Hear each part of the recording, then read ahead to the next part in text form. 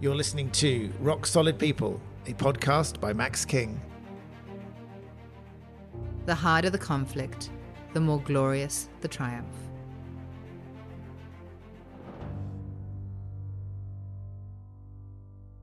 Welcome to another episode of Rock Solid People, where I, Max King, the CEO of AusCare Support, interview interesting and innovative people in the disability space. And today I'm very excited to have with me a surfer and sailor by the name of Kirk Watson. The major difference between most surfers and sailors is that Kirk is legally blind, but that has not stopped him from performing at the World Surf Championships recently, where he won a silver medal. Congratulations, Kirk. And also competing in the Sydney to Hobart, which I'm super excited to talk to him about. Welcome to the podcast, Kirk. Yeah, thank you. I wanted to just maybe kick off with the recent success you've had surfing. So congratulations, a silver medal in para surfing vision impairment 1 at the World Surf Championships in Pismo Beach. Now, congratulations for getting over there. That's the first thing to say. Can you tell us a little bit about your experience there? Yeah. So this is that was the second one. I sort of bookend COVID. So I went in March 2020, and that was, it was pretty exciting, but it was also pretty stressful because things were starting to hot up there. Yeah. I didn't surf that well myself, and I actually got knocked out in the heats. So with the COVID situation, it was like, this isn't looking good. So we changed our flights, quickly got home, and then next thing, you couldn't fly back in. So that worked out really well for us. And then, I just basically had just trained, changed boards, did lots of things to improve my surfing. And, it obviously paid off with the result. But, it was really nice to, actually go out of the country and see other people and, get involved in the sport again internationally and in a competition, because that whole 2 years was quite hard mentally for me, because it was like I felt like I'd failed, and I really wanted to go back and improve on what I did. So Well, I have to say, from heats to a silver medal, mate, you've definitely improved. Is there a burning desire for you to head back and just go that one notch up? Oh yeah. No, my goal was to be on the podium, and that I obviously got there. So next is gold. That's the plan. Awesome. And could you explain to me, for someone who struggles to surf at the best of times, because it seems to be wherever I am, the waves are not. It's like I'm the antithesis of the wave catcher. Be keen to understand. How do you know when to paddle, when to catch waves? Can you explain to the listeners the sort of the process for someone like yourself to be able to perform at such a high level? Yeah, so I guess stepping back a little bit, my eyesight deteriorated over time. So when I was younger, I could, I got my L's, so I could, drive when I was 16. And, I knew it was deteriorating, so I didn't pursue driving. But to give you an idea, that's how much sight I had when I was younger, and then it faded away from there. So I surfed a lot when I was younger, and, was quite, quite into it back then. And then as my eyesight deteriorated, I sort of, pulled back, thought it was dangerous and all that. So getting back into surfing for me was a big step, because I'm basically handing over all that side of things. So, like finding the right wave, I'm handing that over to someone else, and my guides, they paddle out with me. They, decide where we're going to sit, and then what wave would be a good wave to catch. Yep. And then we over time we've developed a communication style there to try and get as much info across as quickly as possible. So they'll just say, spin left, angle good, 2, 3, 1, go, and that will be so I'll start paddling, and 2-3-1 means it's coming behind you, and at 1 I should sort of be in a position to either pop up or, you know, paddle an extra stroke if I need to. Yep. And then then I'm off on the wave, and I basically got to feel it out, so read it through how the board's behaving, and then, you know, try for manoeuvres. Obviously, that's what gets you points. Yep. Yeah. So, you know, sometimes it goes really well, and, you know, I'll get, like, you know, perfect little takeoff, do a nice bottom hand turn, you know, come up and do a turn at the top, and then, you know, then you get the flow happening, and you can feel that and go down and come up. And other times I'll go down and do a bottom hand turn and come up, and then the lip will come down to me, and we meet in the middle, and I get nailed. So I don't get the opportunity to go, well, that lip's going to hit me in the head. I might duck now. And I guess, you know, it's just, you know, I mean, look, surfing is one of my all-time dreams. I just have never been able to crack it. I like the certainty of skiing, but and so there is that element of, as you mentioned, the feeling the wave, so you can sort of sense when it's bottoming or you're hitting the bottom and do your turns and come back up, and occasionally you'll get that lip that comes down. But I think I read that about your experience when you said you were skippering the yacht. And I guess, I mean, you must love the water, surfing and sailing. Yeah, I grew up on an island in Pittwater, and I actually lived on a boat for a while. Wow. between Pittwater and Bermagui, down the south coast. So I pretty much spent my whole life around the water, and, you know, either sailing, windsurfing, freeboarding, which is getting towed behind a boat on a surfboard, surfing, etc. Yeah, right. So it's it is one of those, like, it's just, mentally it's really good to get out in the water. We've had a lot of bad weather in Sydney, and the water hasn't exactly been too clean. I've noticed that I just need to get in the water once in a while. Yeah. And I'd be keen to explore. You do a lot of sailing with the disabled, and you also do. You've done, as I say, you've partnered with. It's the Making Wave Foundation. Yeah. So Making Waves, formerly Sailors with Disabilities. So I was. So I lived on a boat, so I did a bit of sailing, and then I started doing a bit of yacht racing with my father. So, you know, some of the offshore racing, and then a friend of mine was sailing with Making Waves, and he said, you know, you should come along, meet these guys. And I went out for a sail with them, and after that, I basically, you know, was on the boat pretty much for the next 20 years on and off. And it was really. Like, it was a real eye-opener for me, pardon the pun, but, like sailing with other disabled people. And the attitude is basically, you know, you got what you got, just get on with it, you know. So, like, for me, my eyesight wasn't, you know, that wasn't an impediment. It was like, okay, well, what can we get you to do? So I first started on a coffee grinder, one of those winches that you stand up and spin very hard. Yeah. And then I started trimming the sails, which, I mean, I could do, but, you know, they were just seeing what I could do. And then, from there it went on. And, it's, you know, we had a deaf guy who was the masterman, but he was, you know, 6'3" and very solid. So they worked out hand signals to him, and then he'd go and do what he needed to do. Amazing.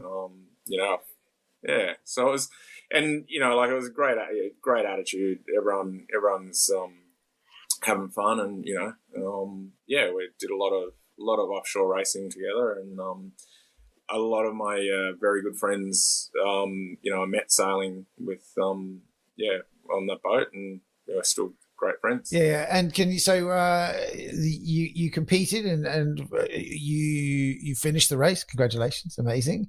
Can you tell us just a little bit about the race itself? I mean, it's one of the world's preeminent ocean races, but also, you know, has a huge level of danger, difficulty. And, you know, you're going across the Bass Strait. It's I mean, it's a scary word just there. You know, what was it like? How was it? Yeah, so I've done 10 Hobarts. So like over the years, it's different years, different experiences. In 2013, I was the skipper. So that didn't mean I steered the boat. It was more that I was the person in charge of Right. the boat. So the decisions, you obviously have. There's a hierarchy on a boat, and the skipper that's where the butt stops. So you make the decisions, and it was a lot of weight on your shoulders. Got pretty much 15 other lives plus your own to consider.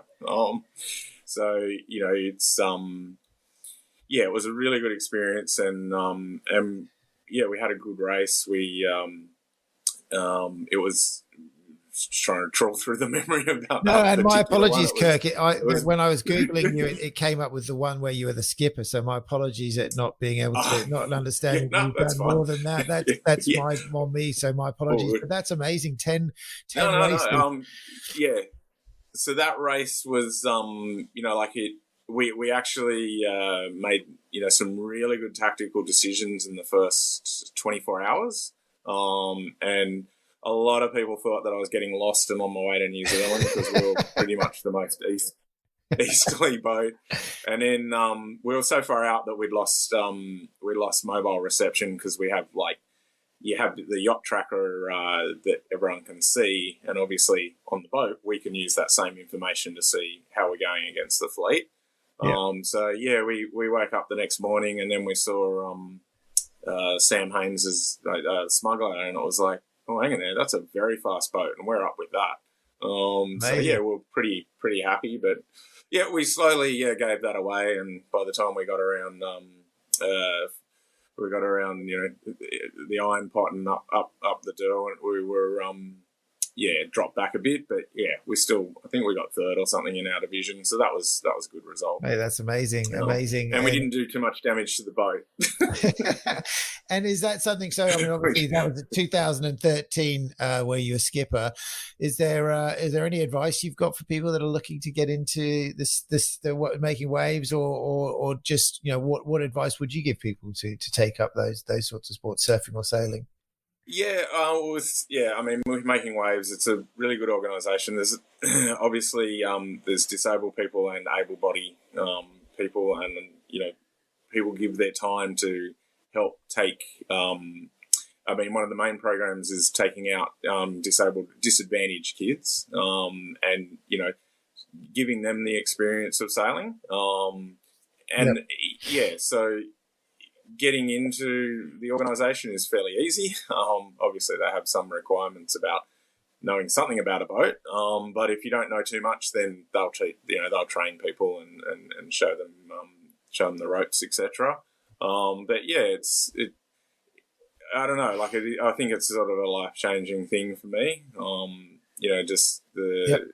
Doing the race, being involved in offshore racing, doing the kids programs and that, it really does have an impact on you, and it makes you, happy to share sailing with other people. Yeah, great. And we'll be linking to Making Waves at the end when we post this podcast. Kirk, I wanted to ask you, obviously, you were full sighted, as you say. You had your driver's license, and you were, and then your sight deteriorated. Obviously, that's a huge obstacle. But you've overcome this in a magnificent way. What advice can you give to people who are otherwise faced with these challenges that you've had? I mean, as you mentioned, COVID stressed you out mentally, as it has done for many people. What's some advice you could give to other people that may be experiencing or may have the future of that concept of their sight deteriorating or other debilitating effects? Yeah, I mean, I guess for me it was hard because it was a deteriorating thing. So you'd sort of lose a bit, and then you go, oh, okay, I can deal with this, and then you lose a bit more, and it's like, oh, I can do. So when it got to the point of where I am at now, where it's pretty much all grey, I actually found that easier because it's like, okay, well, I've got what I've got, and there's no point looking back because it's not going to change. So then it was, Yeah. just working out ways that I could do what I really wanted to do. And, like the support I got from guide dogs was terrific. That I wanted a dog when I could still, see enough to walk down the street. Okay. Because I thought, well, don't want to use one of those cane things. And, they were like, no, try, and now I'm happy to use my cane or my dog, either one, and some of the technology that's out there now, and just finding out about it and how to use it. It's not as daunting as as people make out it could be. Like obviously, like it is a fairly major sense, but there are ways, and in this world, you can still have a very productive, active life. I work full time, got a child, I do her after school activities with her and that sort of stuff. Yeah. I'd be really keen to ask what's some of the technology that's been, since, and I don't know, I don't know how long we're talking about since your deterioration became, as you mentioned, to the state you're at now. What's some of the technology that's been created that you think is like, is really cool, really life-changing for yourself? I'd love to know, because I'd love to give them some more airtime and possibly chat to them. Yeah, I mean, when I first started losing my sight, like at that point, there wasn't much out there. And then I found out about the JAWS program, which is Job Age with Speech. So that's what I use at home on my home computer and at work. And it's good, but it takes a bit of learning. I think the big one for me is actually Apple. Major organisation, but they've really got it took me a long time to move on to using their products, but like the Apple iPhone, you go into settings, change it, turn on accessibility, bang, it starts reading stuff to you. It's like, oh, how good's that? You don't have to buy a separate program. You know what I mean? Like it's not perfect. It's not like all the apps are great and it's all, but it was a bit of a change for me, like being able to actually use the phone, send texts, actually use social media. Not well, but enough. I mean, cool. There is technology sorry. Yeah. No, so that's awesome. Some of the technology, like for getting around. You there? Yeah. So we've installed some technology at the mill where our head office is. It's called Bindi Maps, and Bindi Maps is a series of, I guess, beacons that guide individuals with vision impairment around the structure of the mill, which is an old timber mill which has been redesigned, and obviously has. It's not in a sort of grid layout. So there's some ramps and some other bits and pieces. So we have a Bindi map installed there, which is a fantastic use of those sort of NFT technologies, the sort of beacon technologies, which we think is really cool. And I'm sure, even as you say this, the basic things like iPhone accessibility settings that you can then be read. I know that I was reading the Royal National Institute for the Blind in the UK has a lot of a deal with Amazon where they have a lot of audio books, and even just Audible itself, which I personally am a huge fan of. The audio books are great. Yeah, and that, I mean, that's the thing. Like I read a lot more now than when I could read an actual hard copy book, because I find it, it's quite easy. I can download the book and then I can be reading it while washing up. You can't do that with a paper copy. No, you can't. And you've obviously you've achieved a great deal. What's next? What are the challenges are there? I'm going to say a gold medal at the surfing is one. That's probably my main aim at the moment. This week I'm going to go down to the wave pool in Melbourne with a few. One of my guides, two of my guides actually, and a couple of friends. That's the most immediate goal. Amazing. Is to is get some good waves down there, and then maybe hopefully in the future go down and take on their barreling wave. But no, that's pretty much it at the moment. I do want to get back into doing ocean racing, but I guess my daughter's getting a bit older and that's requiring a bit more time. Sailing is a very time intensive thing, where surfing at least can pop out for a couple of hours and be back, and it's not a whole day thing. No, other than that, I don't know. Well, I think it's catching the barrels at the wave pool is a pretty cool challenge. But gold medal at the next World Surfing Championships. We wish you all the best with that, and congratulations. As I say, 10 Sydney to Hobarts is just a huge accolade. I think you probably do deserve a bit of time with your family, although that would have taken up a fair bit of time. But wanted to say thank you so much for joining us today on the Rock Solid People podcast. Final comments or thoughts, Kirk? No, thank you. Thanks very much, mate. It was really interesting talking to you, and it's a great thing that you're doing. I really appreciate your time, and wanted to thank everyone for listening. This is Max King signing up from Rock Solid People, and thanks very much, Kirk Watson. I hope you've enjoyed listening to Rock Solid People. For more interviews, stay tuned.